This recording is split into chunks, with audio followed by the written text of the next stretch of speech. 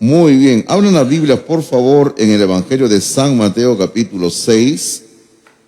Estamos estudiando el Sermón del Monte, ya hemos estudiado el capítulo 5, ahora nos toca ver el capítulo número 6 y de aquí vamos a entrar a un pequeño receso después. Vamos a dejar para dentro de no sé cuándo continuar con el capítulo 7, porque vamos a tocar otros temas que queremos tratar con ustedes, con la iglesia. Así que hoy día terminamos con el capítulo número 6. Lo que estamos viendo nosotros es aquí en esta sección del Sermón del Monte, en el capítulo número 6, del versículo número 24 en adelante, estamos viendo que Cristo comienza a hablar sobre asuntos de dinero, asuntos de riquezas. ¿Por qué Jesús tiene que hablar de dinero, de riquezas? Porque quieras o no, el dinero, las riquezas, es una parte de nuestra vida, y no estoy diciendo que es una parte esencial, pero es parte de nuestra vida. Porque todos nosotros en el diario vivir necesitamos manejar dinero en una u otra cantidad, y todos nosotros de una u otra manera, como decíamos el domingo pasado, tenemos riquezas, léase, entiéndase riqueza como bienes materiales, y tenemos que saber cómo tratar con las riquezas, con los bienes materiales que a lo largo de la vida obtenemos, pero nosotros los cristianos tenemos la forma de ver la vida como que toda la riqueza, todos los bienes materiales son una bendición de Dios, y tenemos que saber cómo tratarlas. Ahora, el problema viene, y eso es lo que estamos tratando en estos domingos, cuando las riquezas, cuando los bienes materiales nos controlan, y ahí se genera en nosotros una actitud, un sentimiento de codicia. Y la codicia es pecado, como hemos visto. Inclusive vimos un versículo el domingo pasado donde se habla de que la codicia es igual que la idolatría. Así que si usted está practicando la codicia, usted está practicando la idolatría. Y hemos visto, o estamos viendo, ese es el tema de esta parte del Sermón del Monte, del versículo 24 al 34. Si van a ellos a manejar ese ruido, ya estaban. Le decía, en esta parte estamos viendo nosotros cuáles son las 4 consecuencias de la codicia. El domingo pasado vimos la primera consecuencia de la codicia, y la primera consecuencia de la codicia fue en base al versículo 24, donde dice: ninguno puede servir a dos señores, porque o aborrecerá al uno y amará al otro, o estimará al uno y menospreciará al otro. Y el Señor termina dando esta sentencia, dice: no podéis servir a Dios y a las riquezas. Y decíamos nosotros en base a este versículo de que la primera consecuencia cuando una persona está atrapada por la codicia es la esclavitud. La esclavitud controla al ser humano de una manera completa, de una manera total. Vimos 3 áreas de la vida, que la esclavitud de la persona cuando deja de ser siervo de Cristo, siervo de Dios, y se vuelve siervo de las riquezas, de los bienes materiales. Ahora vamos a ver nosotros rápidamente, porque el tiempo nos gana, las últimas 3 consecuencias de la codicia. Y usted tiene en sus apuntes, espero que tenga en su mano una copia del boletín de esta mañana. Si no lo tiene, alce su mano y los encargados le van a entregar una copia del boletín de esta mañana. Todos, por lo que veo, tienen, ¿verdad?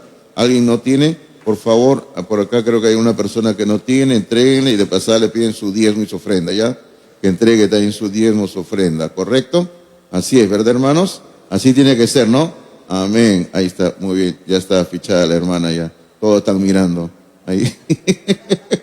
La estoy molestando a la hermana. Muy bien, entonces, ¿cuál es la consecuencia número 2 de la codicia? Es devaluación. Devaluación. Todo lo que hemos vivido en el Perú en los años 80 y 90, sabemos lo que es la devaluación, ¿verdad? ¿Se recuerdan ustedes cómo era la devaluación en el Perú en esos años? Todos los días la crisis era tan fuerte que todos los días el costo de vida subía y subía y subía, y todos los días nuestro dinero bajaba y no tenía el mismo poder adquisitivo. ¿Recuerdan ustedes? Llegó un momento donde ya no hablábamos de soles, sino de miles y luego hablábamos de millones, ¿recuerdan ustedes? Y una devaluación terrible fue de nuestra moneda que hubo en el Perú, y tristemente esa es la devaluación que existe. Ahora, cuando el ser humano, cuando el hombre, la mujer se ven atrapados por la codicia, como personas también son devaluadas. O sea, usted va a perder la efectividad y el valor como persona a los ojos de Dios. Sencillamente, si usted se vuelve una persona presa de la codicia, usted no va a ser la misma persona. Usted va sencillamente a estar atrapada, usted va a estar parafraseando como lo que Pedro le dijo a cierto hombre en el libro de Hechos, usted va a estar en una prisión de maldad, en una prisión de codicia, usted va a estar preso de eso, y es algo muy similar a lo que hablamos el domingo pasado sobre la esclavitud, sobre el control, pero en este caso es una devaluación. En el capítulo número 6, en el versículo 25 al 30, vamos a encontrar la enseñanza de esta mañana, y el versículo 25 comienza diciendo: por tanto os digo, no os afanéis por vuestra vida, qué habéis de comer o qué habéis de beber, ni por vuestro cuerpo, qué habéis de vestir. Y luego viene una pregunta que el Señor plantea, dice: ¿no es la vida más que el alimento y el cuerpo más que el vestido? Buena pregunta, ¿verdad? O sea, ¿qué es más importante? Dice, más importante no es la vida, por supuesto, la vida es lo más importante, ¿no? Entonces, en sus notas dice así: la codicia no solo abarata nuestras riquezas, sino que también nos abarata a nosotros, porque nos rebaja nuestro valor ante los ojos de Dios. Ahora, en este versículo 25 que acabamos de leer, el Señor nos va a hablar sobre, básicamente, que tenemos que dejar a un lado la ansiedad. Ahora, este es un gran problema que existe hoy en día. Yo no soy médico en ninguna área, solo soy pastor, nada más, una persona que usa la Biblia, que enseña la Biblia. Pero hoy en día es evidente que existe un gran problema con la ansiedad, y hay muchas personas que son presas de la ansiedad, y bueno, y lo manifiestan de diversas maneras, cómo se vuelven ansiosos, cómo se vuelven ansiosas. Y yo le quiero decirle que para nosotros los cristianos no debemos de tener ninguna razón para caer presas de la ansiedad. Sí, la ansiedad es un problema en el ser humano, somos seres humanos, pero nosotros los cristianos tenemos una gran ayuda extraordinaria, única y maravillosa en Cristo Jesús. Así que no tenemos que caer en la ansiedad. Es por eso que este versículo el Señor comienza diciendo: no os afanéis. Dice que no hay que caer en el afán, no hay que caer en la ansiedad. Ahora, básicamente, lo que el Señor está hablando en este versículo es que hay tres áreas elementales en las cuales nosotros caemos en ansiedad todos los días, porque es del diario vivir. Por ejemplo, ¿cuáles son las tres cosas elementales? Si usted observa el versículo 25, dice: no os afanéis por vuestra vida, ¿qué habéis de comer? O sea, el comer. Todos los días estamos pensando qué vamos a comer, qué vamos a comprar, qué vamos a cocinar, que tengo que tener dinero para comer y todo, ¿no? Luego dice: ¿o qué habéis de beber de líquido? Ahora, entiéndase por favor, en ese tiempo las condiciones eran distintas. No es como hoy en día que nosotros en la casa abrimos un caño y sale el agua. En aquellos tiempos ellos tenían que caminar largas distancias para conseguir agua. No era como hoy en día, por eso está hablando del agua acá. O si no, ellos tenían que comprar agua. Yo creo que todos hemos pasado épocas aquí en nuestra querida Lima, o donde usted ha vivido, donde no hay agua y uno tiene que comprar agua en su cilindro, ¿verdad? Yo ahí en Comas, ¿cuántas veces nosotros teníamos que comprar agua? Teníamos que correr detrás del tanque cisterna con nuestro cilindro que nos vendiera agua, o si no, teníamos que caminar largas distancias. Lo que conocen Comas, teníamos que irnos hasta Huaquillay, por allá, por la chacra, buscando agua, y regresábamos cargando nuestra galonera, nuestros bidones de agua, porque no había. Entonces el Señor dice: usted no se esté preocupando por lo que va a comer, no se preocupe por lo que va a tomar el agua, el beber. Y luego dice: tampoco del vestir, dice, ni por lo que va a vestir. O sea, son tres cosas elementales, y el Señor dice: no se esté preocupando por estas cosas, que es de el diario vivir. Ahora, ¿por qué dice el Señor eso? Si usted sigue leyendo conmigo el versículo número 26, el Señor va a hablar de las aves, y permítame, discúlpeme, estoy salteando, yo le quiero decir algo tan importante, y en su nota usted lo tiene. Dice, la persona que ama el dinero, dice la persona que ama el dinero, ojo, estamos diciendo el que ama el dinero, piensa que las riquezas resolverán sus problemas, cuando en realidad las riquezas solo crean más problemas. Hermano, la riqueza crean más problemas. Ahora, dígame usted, ¿es así o no? ¿Sí o no? Sí, ¿verdad? Por ejemplo, ¿cuántos han estado súper preocupados por sus dineros que tenían guardados en Interbank estos días? Oh, hermanos, algunos no han podido ni dormir. No, dice, ya robaron mi clave, mi contraseña, ya sé que ya me vaciaron la cuenta, ahora sí me quedé sin dinero, ¿ya qué hago ahora? Algunos se han ido a hacer colas. Me estaban contando que han visto colas largas en las puertas de las agencias de Interbank para sacar su dinero. Y preocupados por eso, ¿no? Porque están preocupados y, hermanos, sencillamente la riqueza trae más problemas, trae más dolor de cabeza. Ahora, lógicamente, yo no le digo que no tenga su dinero, tiene que tener su dinero para poder vivir, ¿no?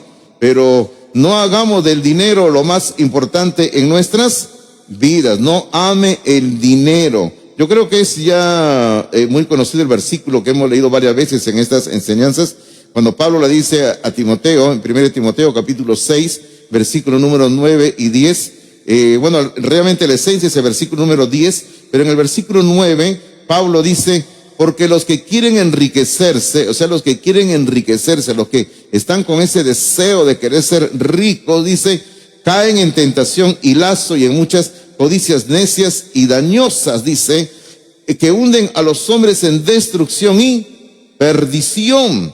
Y luego Pablo, aquí viene el versículo clave donde dice, porque raíz de todos los males es el amor al dinero. O sea, el problema es el amor al dinero, dice, ¿no? El cual codiciando, o sea, el dinero, codiciando muchos, se extraviaron de la fe. ¿Qué quiere decir que se extraviaron de la fe? Se apartaron, abandonaron los caminos del Señor. Y eso ocurre. Si usted lee la epístola de Judas, usted va a encontrar personas que por amar el dinero se fueron lejos de los caminos de Dios. Y luego dice el versículo 10, Pablo sigue diciendo que estas personas no solo se extravían de la fe, sino que son traspasadas de muchos dolores.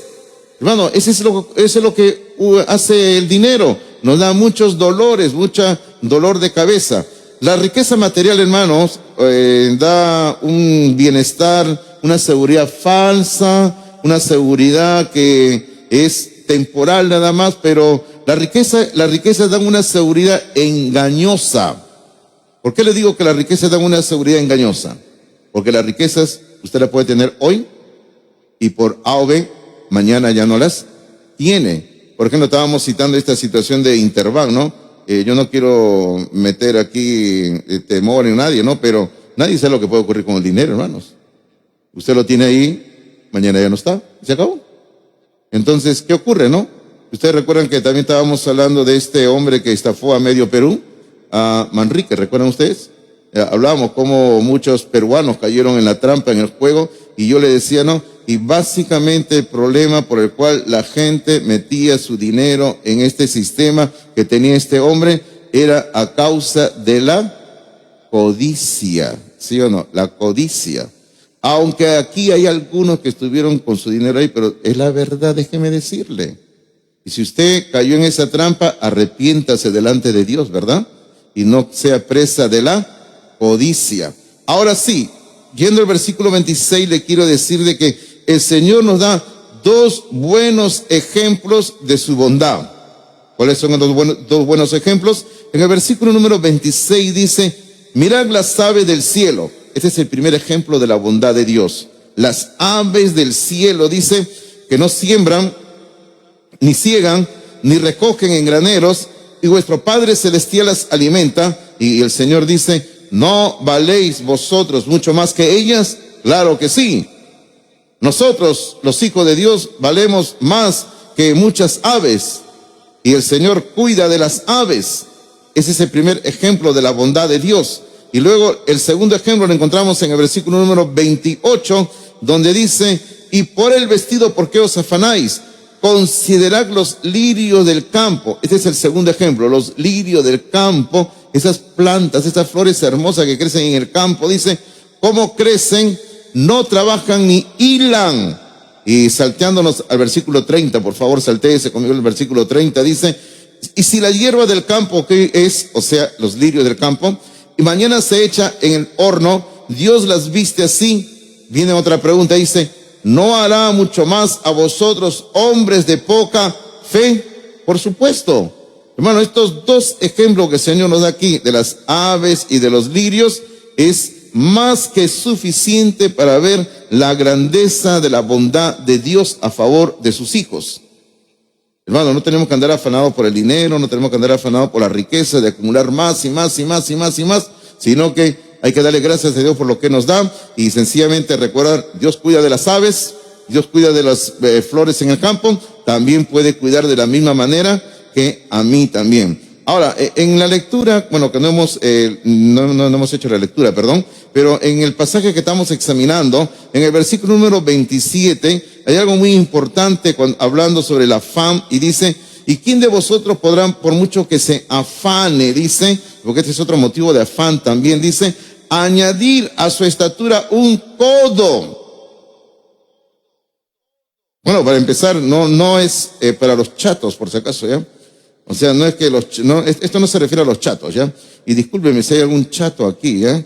O alguna chata, yo no sé, ¿ya?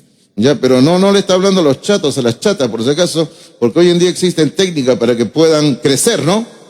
Y yo la vez pasada estaba viendo en la televisión de que en ciertos países en el extranjero les operan los huesos, les cortan, los van estirando poco a poco y crecen algunos centímetros, ¿no? Pero bueno, puede crecer. Pero aquí habla de un codo. Un codo, la medida estándar de esa época, porque en esa época no había el metro como hoy en día. Hoy en día tenemos el metro, nosotros como patrón, usted va a comprar algo, lo compra por metros, 1 kilómetro y así, ¿no? Y tenemos la idea de lo que es un metro. Pero en aquel entonces un codo era de la punta del dedo hasta la punta del codo. Y eso era lo que se medía. Y así se compraba. Usted iba a comprar tela, usted compraba un codo de tela, compraba 2 codos de tela, 3 codos de tela, ¿no? Ahora, cuando usted iba a comprar un terreno, también lo compraba por codos, pero lógicamente en ese tiempo ya usted no iba a estar por todo el terreno andando así, ¿no? No, pues ellos ya tenían unas varas que habían hecho, y por decir una vara la medían, y la vara, por decir, ellos la habían medido, digamos, de 5 codos, ¿no? Pues digamos. Entonces ellos se iban midiendo, ¿no? La vara iban así pasando, así lo iban midiendo y así compraban los terrenos por codos. Entonces, ¿a qué se refiere aquí cuando habla de un codo? Cuando dice, no te afanes porque tú no le puedes añadir a tu estatura un codo. No está hablando del tamaño físico, sino está hablando de la vida. O sea, ninguno de nosotros, por más que se afane, puede añadirle a su vida, puede prolongar la vida más de lo que Dios ya determinó que sea. Por ejemplo, todos nosotros tenemos un tiempo de vida en este mundo. Usted ni yo sabemos hasta cuándo vamos a vivir, y gracias a Dios, ¿no? Gracias a Dios de que cuando nacimos, no es que nacimos con un papel pegado que dice, esta criatura se va a morir tal día, tal mes y tal año, ¿no? Qué horrible sería, ¿no, hermanos? Imagínense, saber exactamente cuándo vamos a morir, pero en la gracia de Dios no lo sabemos. Es eso, hay que darle gracias a Dios. Por eso todos los días tenemos que vivir con una vida al 100% para la gloria de Dios, hermanos. Y como dice la Biblia, todo lo que tengas que hacer, hazlo, ¿verdad? Porque nadie sabe lo que va a pasar al día siguiente. Entonces, ¿a qué se refiere eso? Se refiere justamente a eso, de usted no puede añadirle a su vida ni un día más de lo que Dios ya estableció. No hay nada. Ahora, ni porque usted tome la mejor medicina del mundo, eso no te va a dar ni un día más. Ni porque te cuides haciendo ejercicios y tomas vitamina para tu cuerpo, eso no te va a dar ni un día más. Entiéndalo bien, no hay prolongación de la vida. Usted no puede prolongar su vida, por eso no se tiene que afanar, porque hermano, nuestra vida se encuentra en las manos de Dios. Por eso que luego que el Señor dice eso en el versículo 27, Él previamente en el versículo 26 habló de las aves, y en el versículo 28 habló de los lirios del campo, que son es una manera en que el Señor muestra su bondad hacia su creación. O sea, toda la naturaleza y nosotros los seres humanos dependemos de Dios. Y Dios nunca nos falta, Dios nunca nos falla. Ahora, solo el hombre depende del dinero y lamentablemente el dinero siempre falla. Pero si dependemos de Dios, como vamos a ver dentro de un rato en el sermón, usted debe entender que depender de Dios es lo mejor que puede existir. Ahora, hay un mal ejemplo en todo esto, un ejemplo negativo, dicen sus notas. ¿Cuál es el ejemplo negativo de devaluación como persona por confiar en las riquezas? Es Salomón. Salomón. En el versículo 29, el mismo Señor Jesucristo en el versículo 29 hace referencia a este hombre. Salomón dice, pero os digo que ni aun Salomón con toda su gloria, o sea, con toda su riqueza que tenía, se vistió así como uno de ellos. ¿Cuál es uno de ellos? Como los lirios del campo. O sea, ni Salomón con todas las tremendas cantidades de dinero que tenía, se vistió así como uno de ellos. Ok, no hay tiempo, no vamos a ir a examinar cuánto dinero tenía Salomón. Salomón era un hombre que tuvo mucho de todo. ¿Usted sabe cuántas mujeres tuvo Salomón? Tuvo 1000 mujeres. Qué terrible este hombre, ¿no? Hermano, yo con las justas se podía vivir con una. Yo no sé cómo este hombre pudo vivir con 1000 mujeres. Yo digo, pobre del pastor Martín, que vive con 5 mujeres. Pobre hombre, ¿eh? Con razón está así como está. Pobrecito. Así es, ¿no? Pero por eso le digo, ¿no? Salomón tuvo de todo, bastante de todo. Ahora, no vamos a ir al pasaje, pero yo le pido que usted lo anote, por favor, para que usted lo pueda leer con tranquilidad. En Segunda de Crónicas, capítulo 9, versículo 13 al 28. Segunda de Crónicas 9, 13 al 28, donde se describe cuántos palacios tuvo Salomón, cuántos caballos tuvo Salomón, cuántas mujeres tuvo Salomón, y también se habla de cuánta riqueza tuvo Salomón. Hermano, y ahí se menciona que las naves, o sea, léase los barcos en ese tiempo, viajaban a lugares tan lejanos y le traían a Salomón oro, plata, y menciona una diversidad de animales que no eran típicas de esa zona del mundo, pero le traían de lugares lejanos, le traían animales para su parque zoológico que Salomón tenía, porque Salomón tenía un parque zoológico. Hermano, Salomón tenía unas caballerizas enormes, donde él tenía caballos de diversas partes del mundo, donde él criaba caballos y tenía grandes cantidades de animales y tenía tremenda cantidad de riquezas. La Biblia dice, en el pasaje que les he dado, yo les he dado Segunda de Crónicas 9, 13 al 28, ahí la Biblia dice que había tanta plata y tanto oro en el tiempo de Salomón, que en las calles de Jerusalén era como si fueran piedras, dice. O sea, había tanta riqueza y que este hombre tenía. Hermano, Dios lo bendijo a este hombre desde un comienzo con una extraordinaria sabiduría y le añadió, porque Salomón no le pidió, le añadió riquezas. Le dio todo eso. Hermano, las riquezas son una bendición de Dios. Pero Salomón no supo manejar correctamente las riquezas, sino que a la larga las riquezas lo manejaron a él y las riquezas devaluaron la vida de Salomón. Por eso hay que tener cuidado, no hay que permitir que las riquezas nos controlen.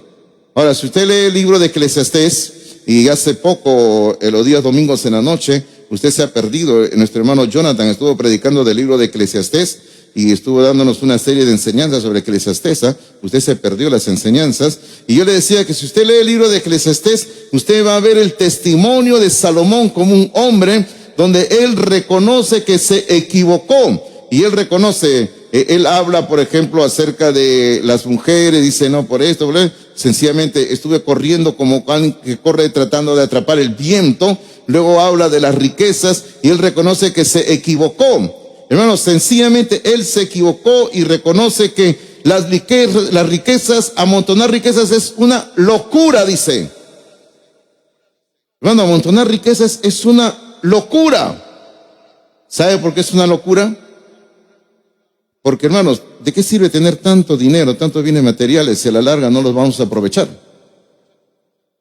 por ejemplo, nos llega el momento de la muerte y ¿qué pasa con todo lo que tienes? ¿Qué pasa con todo ese dinero? Ay, se lo dejo para mis hijos, dice, ¿no? Pero que los hijos también trabajen, pues no. ¿Sí o no? Los hijos que también trabajen, también que creen sus propios bienes, que también hagan todo. Hay que dejarles alguito, sí, ¿no? Como una bendición, una herencia, ¿no? Pero, hermano, usted no esté acumulando y acumulando y acumulando. Usted tiene que gozar de lo que Dios le da. Usted goce con lo que Dios le da. Así que ahora van a llegar a casa y van a vender todo, ¿no? Vendo todo, según lo que el pastor dice, me voy de viaje.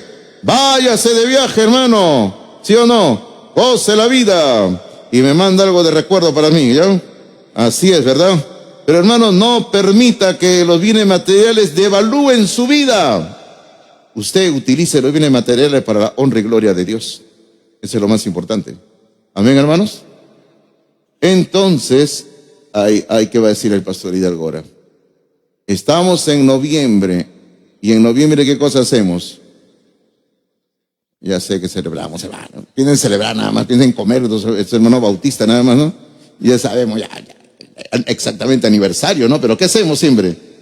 Por el aniversario de nuestra iglesia le hacemos un regalo. Entonces ya, hermanitos, voy a presentar ese regalo que vamos a hacer a nuestra iglesia, ¿ya? Y ahí vamos a invertir en la obra del Señor. Muchos de ustedes ya han subido al tercer piso y han visto lo que hicimos, ¿verdad?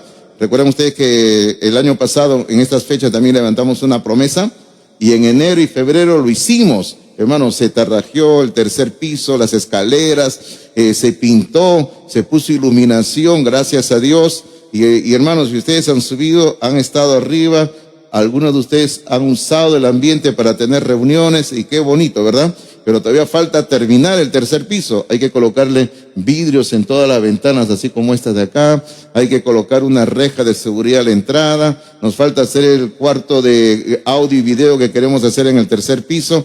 Tantas cosas que queremos hacer. Y por eso que, hermanos, le voy diciendo de ahora, vamos a hacer una promesa igual que el año pasado. ¿Qué dice usted? ¿Amén? Amén. Muy bien, vaya pensándolo, ¿eh? Vaya pensándolo, ¿correcto?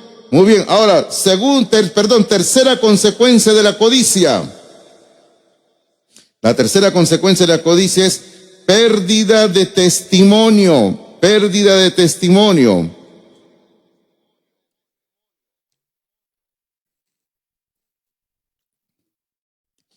Pérdida de testimonio, o sea, el creyente va a perder algo muy importante en su vida, ¿correcto?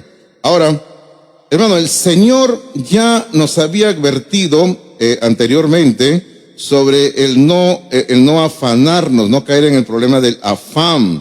Pero ahora el Señor en el versículo número 31 lo vuelve a repetir. En el versículo 31 dice, no os afanéis pues diciendo, ¿qué comeremos? ¿O qué beberemos? ¿O qué vestiremos? Recuerden que eso es lo que justamente yo les había dicho hace un momento, las tres preocupaciones que tenemos todos los días, ¿no? Todos los días nos preocupamos qué vamos a comer, qué vamos a tomar, qué vamos a vestirnos y todo eso, ¿no? Pero el Señor dice, no te afanes. Ahora en sus apuntes dice, afanarse, y entre paréntesis hemos colocado la palabra preocuparse, si usted lo quiere entender así, preocuparse por las cosas materiales es vivir como los paganos. Y ahí donde viene, es ahí donde viene la pérdida de testimonio para el creyente, para el hombre, la mujer que es cristiana, pierde su testimonio porque va a comenzar a vivir como una persona inconversa. ¿Quiénes son los inconversos? Aquí se le llama los gentiles. En el versículo número 32 dice, porque los gentiles buscan todas estas cosas. O sea, los gentiles andan todos los días preocupados, afanados, dice. Todos los días andan preocupados los gentiles, dice.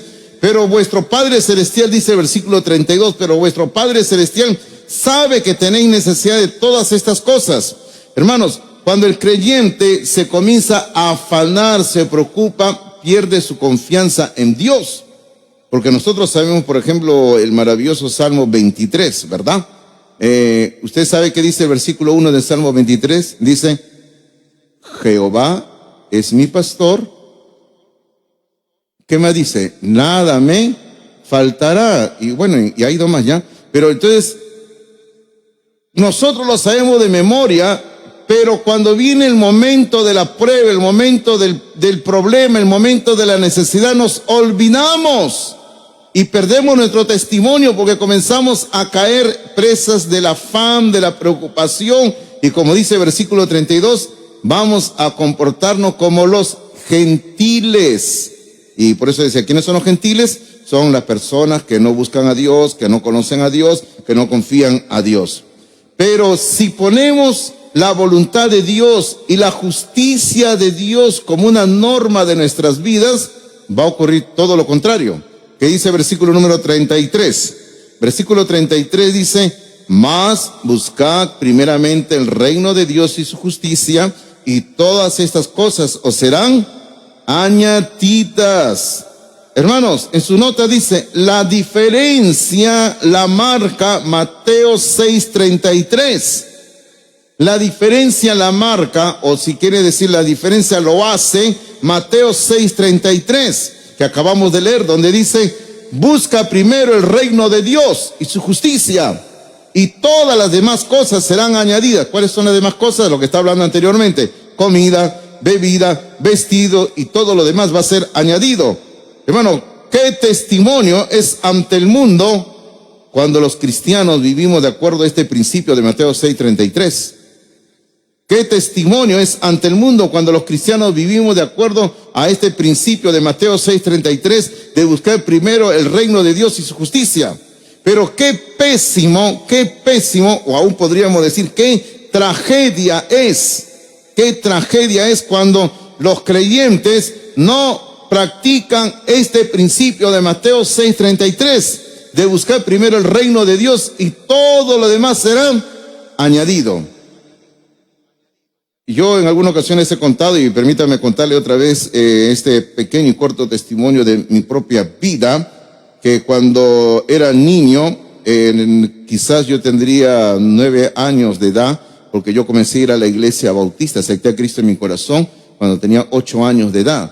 Y a los meses, quizás ya sería cuando yo tenía 9 años de edad, el pastor de la iglesia bautista allá en la iglesia de Comas, el pastor Francisco Maguiña, que ahora está en la presencia de Dios, él estaba dejando el pastorado de la iglesia bautista de Comas porque él se fue a trabajar para iniciar una obra en Villa El Salvador, la iglesia que hoy en día es el centro bíblico de Villa El Salvador. Y él estuvo ahí en sus inicios. Luego de unos años, él se fue a Estados Unidos, donde él hizo una buena obra en Estados Unidos. Él estuvo en Denver, Colorado, donde no solamente inició una iglesia, sino un seminario también. Y él nos llegó a visitar aquí a Palmas Reales en 2 ocasiones. Cuando vino al Perú de visita, estuvo predicando aquí en Palmas Reales. Estuvo aquí hablando, contando de mí cuando Fernando era niño. Por eso que no me gusta invitar a algunos predicadores que me han conocido desde niño, ¿no? Porque dicen, cuando Fernando era niño era así. Ya no los invito yo. Entonces, cuando el pastor Francisco Maguiña estaba ahí en la iglesia de Comas y yo estaba ahí de niño y él estaba despidiéndose de todos los hermanos que se iba ya de la iglesia, ya no iba a ser el pastor, yo me acerqué, le dije, pastor, chao, que le vaya bien, y él me dijo, te voy a regalar un versículo, su gozarrón que tenía, ¿no? Y yo era el alto y yo chiquito, ¿no? Te voy a regalar un versículo, me dijo, dame tu Biblia. Yo no tenía Biblia. ¿Sabe lo que yo iba a la iglesia en ese tiempo? Iba con mi Nuevo Testamento de Gedeones. Era todo lo que yo tenía, mi Nuevo Testamento de Gedeones. Y le dije, solo tengo, ya, trae para acá, me dijo. Él lo abrió y en la parte de atrás él escribió, su firma puso, este versículo que se convierta en la guía para tu vida. Gracias, pastor, ¿no? Y luego yo lo leí y era, ¿no? Fernando, te dedico Mateo 6:33. Y él lo firmó ahí abajo, ¿no? Y ese es ese versículo que él me dedicó. Mateo 6:33. Y yo le quiero ser honesto de que ese día, este versículo, se ha vuelto un principio para mi vida. Hermano, de eso ha pasado muchos años. Y como nosotros los limeños decimos, ya ha corrido mucha agua debajo del puente del ejército, ¿ya no? Bastante agua ha pasado ya desde ese entonces. Pero hermanos, se ha vuelto un principio en mi vida donde en Mateo 6:33 dice, mas buscad primeramente el reino de Dios y su justicia, y todas estas cosas os serán añadidas. Y yo estaba pensando algo, yo decía, ¿no? Qué importante es cuando nosotros a un niño le decimos algo bueno, ¿no? Hermano, si nosotros decimos algo a un niño o a una niña, vamos a marcar su vida para siempre. Y la podemos marcar para bien o la podemos marcar para mal, ¿verdad? Por eso es que hay que siempre animar a los niños para que sean fieles a Dios, hermanos, siempre. Hay que animarlos. Ahora, ¿cuál es un ejemplo negativo en cuanto a esto de una persona que llega a tener un mal testimonio por amar las riquezas? Y escuche, ese es un hombre medio raro, pero está en la Biblia, lo vamos a ver. Este hombre se llamaba Demas, así como Dimas, pero en vez de Demas. En 2 de Timoteo capítulo 4, Pablo está preso, pero no por delincuente, por si acaso, sino por predicar la palabra. Y Pablo le escribe a Timoteo y le dice así, 2 de Timoteo capítulo 4, por favor.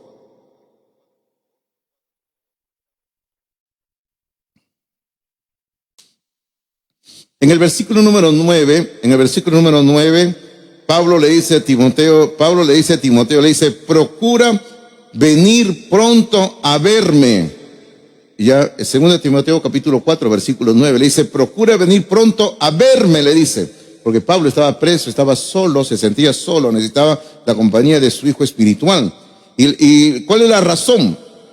Observe lo que dice el versículo número 10, dice, porque Demas me ha desamparado, o sea, Demas me ha abandonado, dice. ¿Y por qué lo abandonó Demas? Dice, amando este mundo. Ahora, si usted tiene la NTV, de repente en su Biblia, ahí dice que Demas se fue porque amaba las cosas de esta vida. ¿Y a dónde se fue? Dice, se fue a Tesalónica, a una ciudad llamada Tesalónica, donde Pablo había estado en alguna ocasión predicando el evangelio. Y por lo visto Tesalónica era una ciudad que presentaba ciertas oportunidades de negocios, ciertas oportunidades de mejorar el nivel económico de la vida. Entonces Demas había estado ahí con Pablo, porque Demas había sido un colaborador de Pablo, hermanos, porque así Pablo lo llama. Si usted observa, ha ido un poquito más adelante en el libro de Filemón, en el versículo 24, en Filemón versículo 24, Pablo dice, Demas mi colaborador, y pone el nombre de Demas juntamente con el de otros varones. Entonces Demas había sido un colaborador en el ministerio, en la predicación con Pablo, y llegó un momento dado donde Demas, amando las riquezas, amando el dinero, amando los bienes materiales, abandonó su ministerio, abandonó lo más importante que Dios le había dado y se fue detrás del dinero, detrás de las riquezas. Hermano, y ese fue lo que ocurrió con Demas. Hermano, sencillamente Demas hizo un pésimo negocio.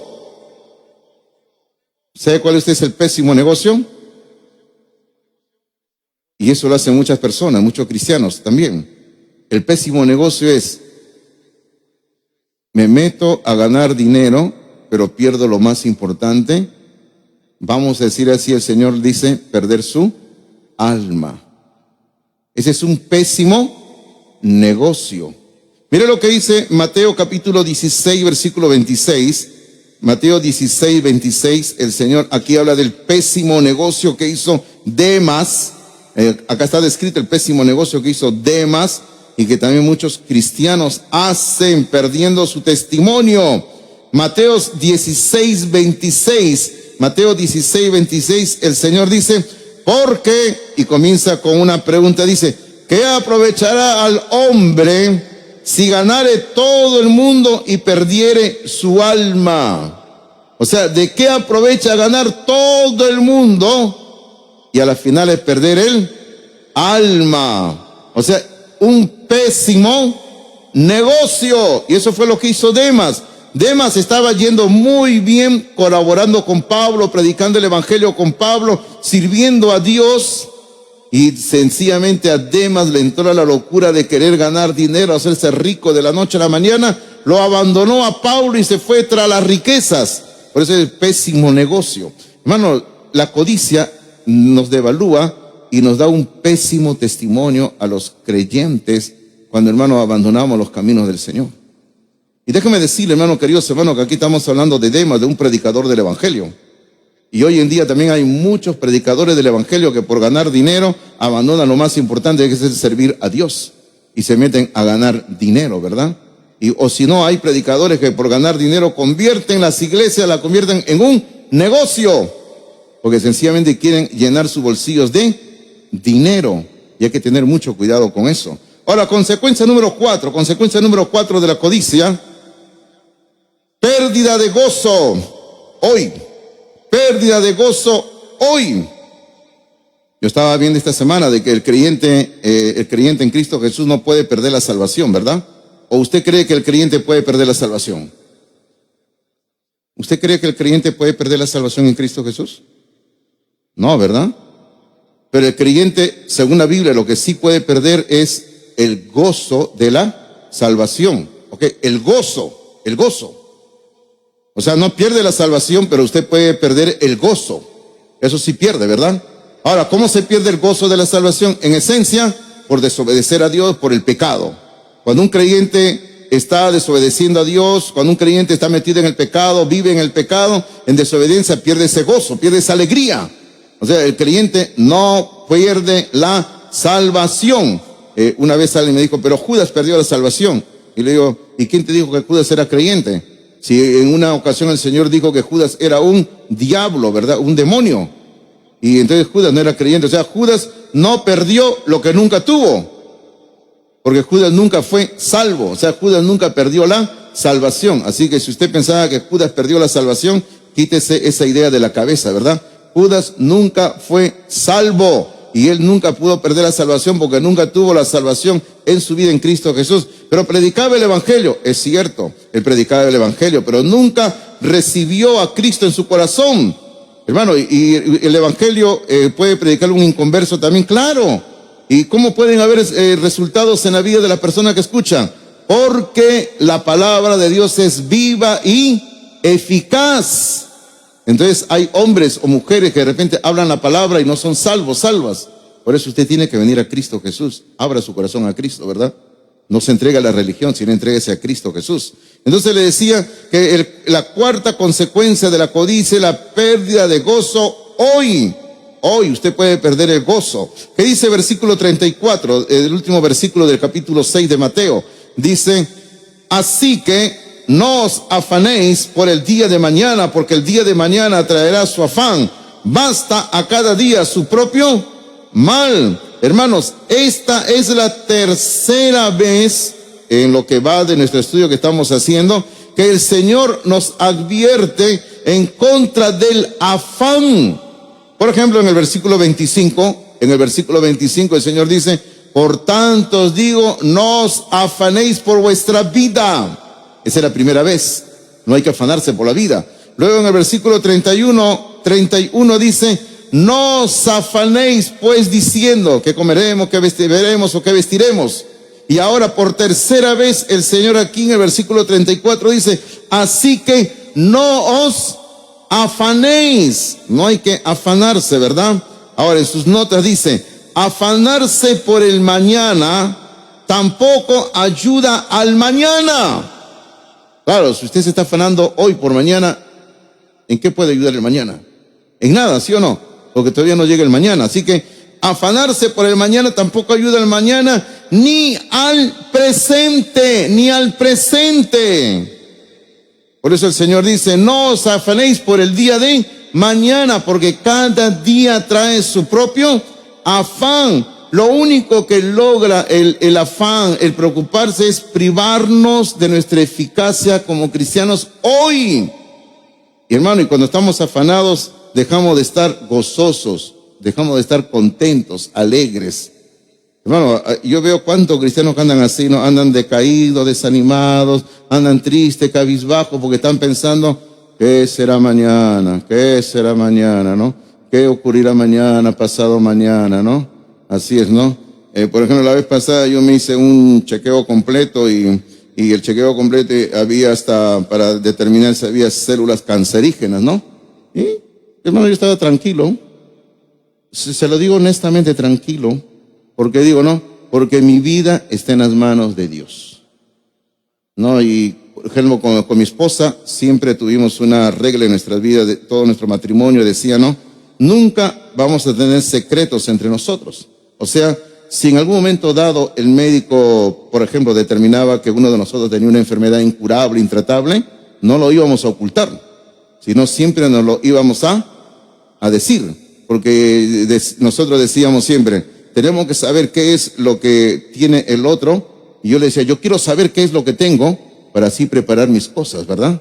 Si sé que tengo una enfermedad incurable que ya me queda pocos meses de vida, le pido dinero prestado al pastor Martín para no pagarle, ¿no? Entonces, y me voy al cielo debiéndole dinero, ¿verdad, pastor Martín? Sí, no te voy a sacar nada, creo. Entonces, hermano, uno no tiene que andarse afanando, ¿verdad? Bueno, y mi resultado, gracias a Dios, de célula cancerígena salió negativo, ¿no? O sea, no hay nada, ¿no? El médico me dijo, todavía puedes seguir molestando un poco más de tiempo. Me dijo, qué bueno, le dije, ¿no? Pero hermanos, en las notas dice, está bien planear para el futuro. Hay que planear para el futuro, hay que planificar para el futuro. Incluso ahorrar para el futuro, hay que ahorrar para el futuro. Claro que sí, eso enseña la Biblia. La Biblia dice, mira la hormiga, oh perezoso, hay que hacerlo, ¿no? Pero es un pecado, en su nota dice, pero es un pecado preocuparse por el futuro. Es un pecado preocuparse por el futuro y permitir que el mañana le robe al presente sus bendiciones. Espero que hayan colocado todo lo que les he dicho ahí, ¿no? ¿Ya? Está bien planear para el futuro, incluso ahorrar para el futuro, pero es un pecado preocuparse por el futuro y permitir que el mañana le robe al presente sus bendiciones. Por eso que en este versículo 34 el Señor dice, no os afanéis por el día de mañana, porque el día de mañana traerá su afán. Basta a cada día su propio afán, su propio mal, ¿verdad?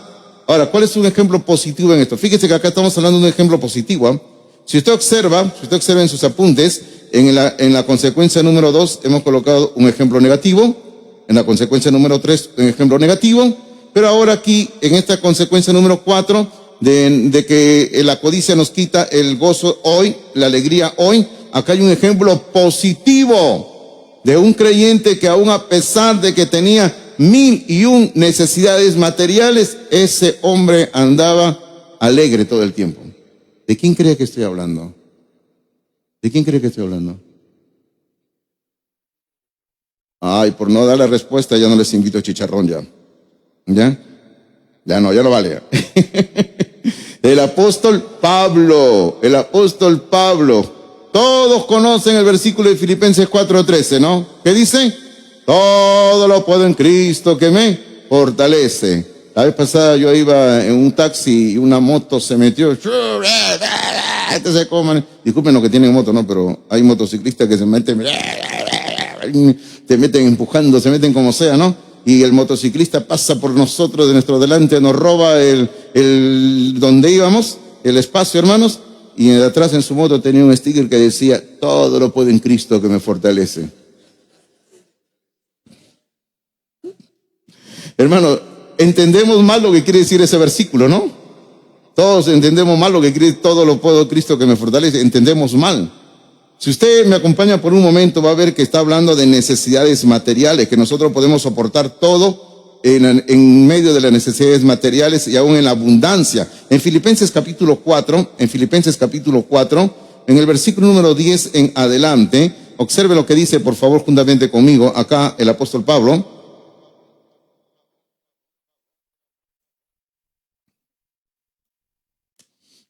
Capítulo 4, versículo número 10.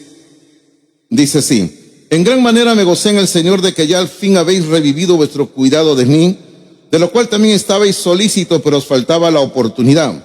Está hablando básicamente de que la iglesia de los filipenses a Pablo le habían enviado una y otra vez ayuda material para su ministerio. Es lo que nosotros hoy en día llamamos la ofrenda misionera. Claro, ellos no usaban esa frase, pero está hablando de eso, de ayuda que le habían enviado a Pablo los hermanos de Filipos. Entonces Pablo luego en el versículo 11 dice, no lo digo porque tenga escasez, pues he aprendido, y aquí viene, fíjese, he aprendido, está hablando de todo lo que él podía en Cristo, he aprendido a contentarme a cualquiera que sea mi situación. Por eso, todo lo puedo en Cristo que me fortalece, porque he aprendido a estar contento, a estar feliz, cualquiera que sea mi situación. O sea, la falta de dinero no me roba el gozo. La abundancia de dinero, dice Pablo, tampoco me roba el gozo. Porque, ¿cuál era cualquiera que sea su situación? Versículo 12 dice, sé vivir humildemente y todo lo contrario, y sé tener abundancia. En todo y por todo estoy enseñado, así para estar saciado como para tener hambre, así para tener abundancia como para padecer necesidad.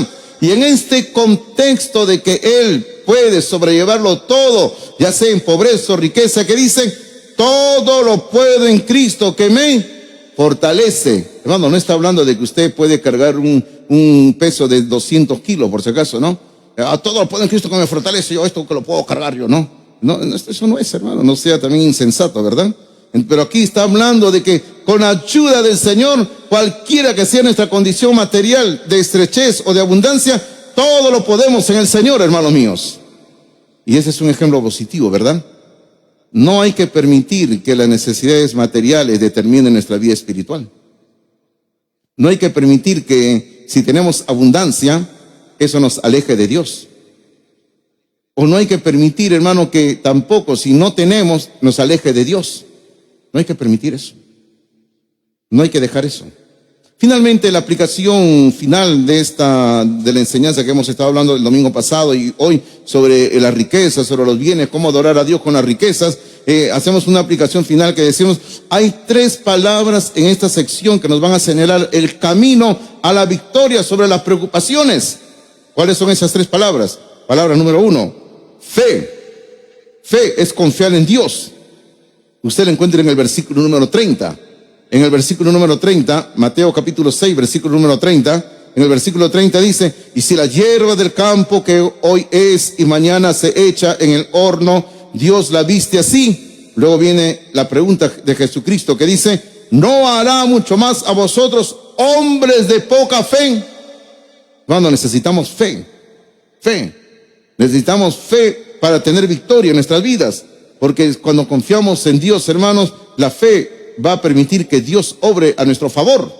Hay que tener fe en el Señor. La segunda palabra es la palabra Padre. Padre, porque Él se interesa por sus hijos.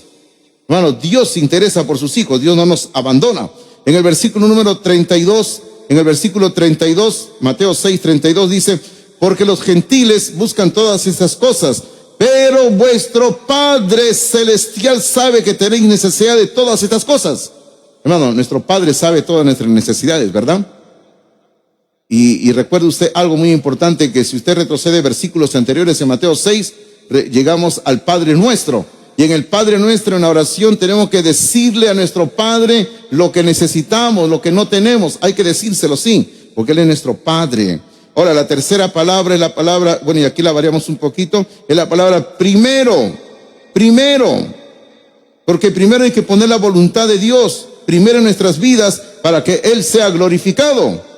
En Mateo 6:33, ahí está la palabra, como digo un poquito que le hemos variado, dice, mas buscad primero el reino de Dios y su justicia, y todas las demás cosas serán añadidas. O sea, fe, nuestro Padre, lo primero es lo más importante. Ahora, esas 3 palabras las vamos a meter en el pensamiento final que usted tiene ahí en sus notas. Dice, mire, si tenemos fe, usted se da cuenta de cuáles son las palabras, ¿no?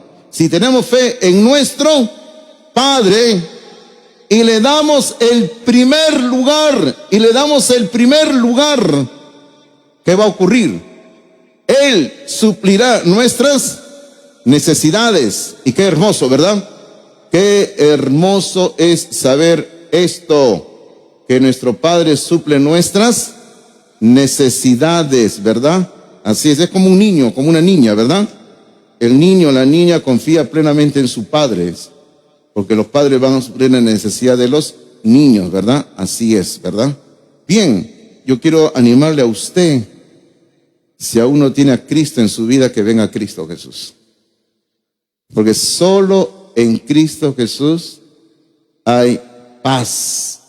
Solo en Cristo Jesús hay gozo, nada más.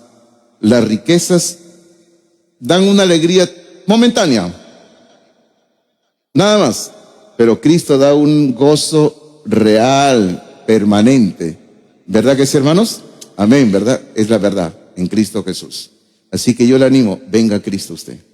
Vamos a orar, por favor. Vamos a inclinar la cabeza, cerrar los ojos y vamos a llegar al Señor en oración en este momento. Sí, vamos a orar. Y permítame en esa posición que estamos, con la cabeza agacha, con los ojos cerrados, permítame pedirle que por un momento oremos cada uno de nosotros al Señor. Oremos. Yo le pido que oremos, hermanos, porque todos nosotros necesitamos la oración. Todos necesitamos. Y en esa actitud en que estamos en este momento, así, yo le pido que usted, cristiano, cristiana, decida depositar toda su confianza en Dios. Hágalo. Deposite su fe en Dios, deposite su confianza en Dios. Deje que el Señor tome control de su vida.